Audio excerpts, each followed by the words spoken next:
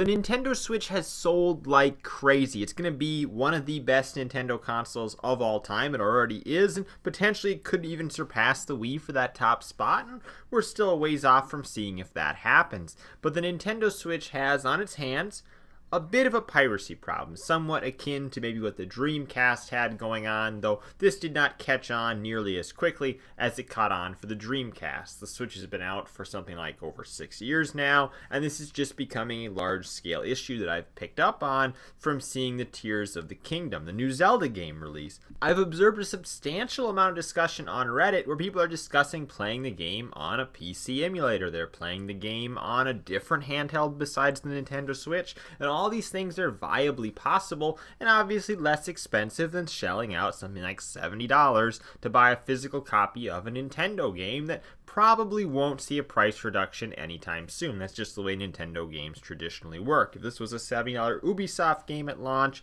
we'd be like, yeah, you want to save some money on this, just wait 3 weeks and it'll be $35. So while there always had been people with modded Switches, be it ones that they actually installed a mod chip in, which in itself is a complicated and very niche process, or the somewhat less niche process of just simply modding a system that has a moddable serial number, which just kind of means that you bought the system relatively early and you have a serial number that's good for modding. I have one of those systems and I modded it to have custom firmware on because I love modding my systems. But this isn't even people playing the game on legitimate, like, actual Nintendo Switch hardware. No, I'm talking about people playing the game via an emulator the day the game comes out. And that's not something you usually think about. You think about game emulation, and typically when you're emulating a game, it's an older title that's on a platform that's not even currently supported. See, the Nintendo Switch has a problem where it's really not very powerful. It's not like you can emulate a PS5 game on your PC. Yes, we see PS5 games like God of War ported to PC, but you can't actually like run a PS5 emulator yet.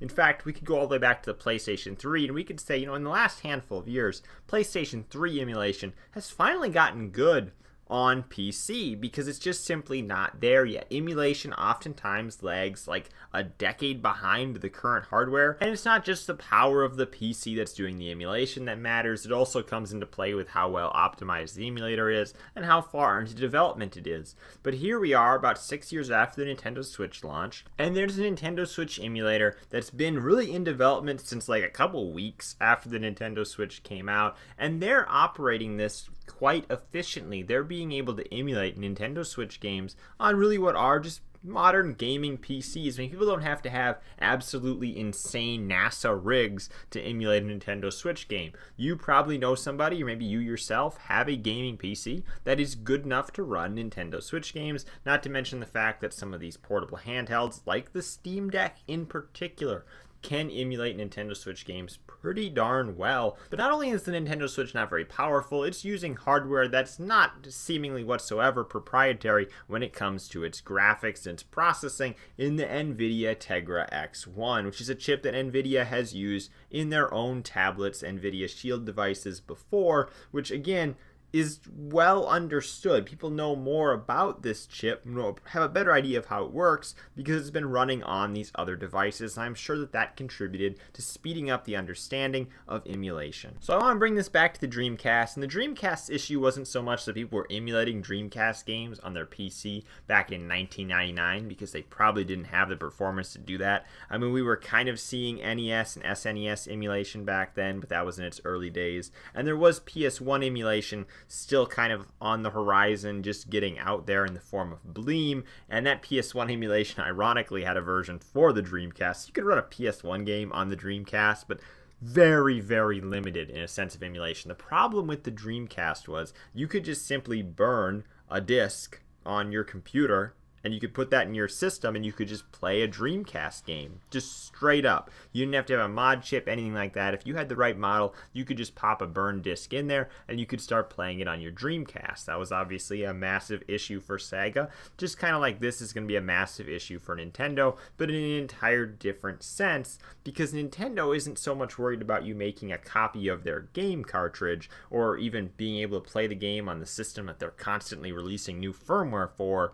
You're playing the game on a completely different piece of hardware. So now people who are pirating, Tears of the Kingdom or something like that, to play on their PC and they're talking about it on Reddit, those people not only did not buy a Nintendo Switch or the game, obviously console modding of a current generation system like the Nintendo Switch, isn't that unheard of? I mean, we've had that. I remember playing on the 360 and seeing modders in the lobbies because, they had their RGH systems or whatnot. Modding a current generation system, that's not unusual, but it's so very niche. Emulating a game and just having to, download an emulator, pop in the game file, and if you got good enough hardware to play it on, you're playing it. And there's a ton of tutorials out there to show you how to do it, just like there's really a ton of tutorials to show you how to mod your system, but you got to have the right hardware in the first place. It makes it be so easy to just play a brand new Nintendo Switch game without actually paying for it or paying for the hardware to play it on. Becomes almost trivial, and that's very concerning to Nintendo and their overall bottom line. I know the example of Tears of the Kingdom is probably a poor one because the game is selling like mad. It's going to set all kinds of sales records, but the game probably inspired a lot more players, had a lot more people play it, get their hands on it, than the sales data would even reflect, because I think Nintendo has a massive problem here. And without being able to, send out a patch sort of update to control the actual hardware to keep this from happening, it's going to be difficult for them to contain. Obviously, they're going to have to come up with some sort of in-game DRM, which oftentimes punishes more so the players of the game that legitimately are trying to play it. I mean, we're talking about a handheld console.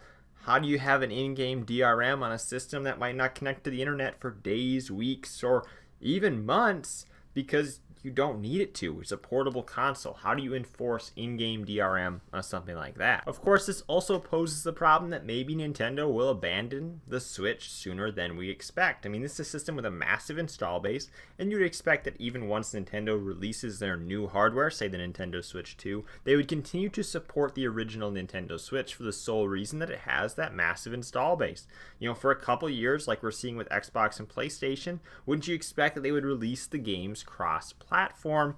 I would, but if those games are ultimately going to be the versions that people are going to play on emulators, on unofficial hardware, that would probably discourage them from releasing the games on the Nintendo Switch and stick them only to the Switch 2, which would probably have a different chip, different sort of infrastructure, where it wouldn't be as easily emulated, or at least wouldn't be emulated in the immediate future. But I do think that Nintendo has a serious problem here. They're all over, trying to squash piracy and squash emulation, though I think that what they've done to try to squash emulation is oftentimes too much and too aggressive, because it's oftentimes in regard to older titles. When it's a current generation console and a current title releasing on the date of release, or in this case 11 days before, in the case of Tears of the Kingdom, to be played on hardware that isn't even their hardware, you got to think this is a massive problem. They're going to have to come up with some way to address. I don't have a clear-cut answer to what they should do. I don't know that they do. It's a complicated problem. That's something that we've never seen before. You can compare it to the Dreamcast, but it's not quite the same scenario. Thank you guys for watching. I'm Bailey, and I will see you in the next video.